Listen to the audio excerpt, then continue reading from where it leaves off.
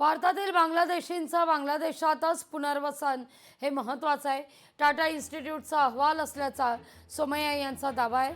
मुंबई महानगरपालिकेवर भाजपचा झेंडा फडकवेल असा विश्वासही त्यांनी व्यक्त केला आहे.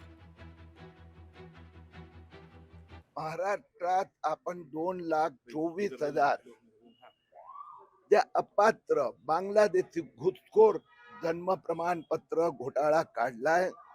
त्या संबंधात त्यांच्यावर आता पोलीस कारवाई सुरू झाली आहे. गेले वर्षभर इथेही मी धक्के खात आहे.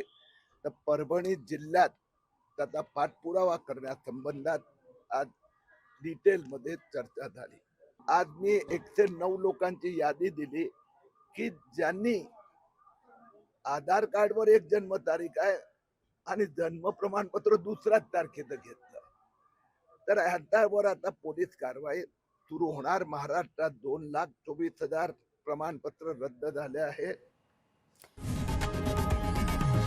लोकशाही मराठी ऐका, पहा, जागरूक रहा.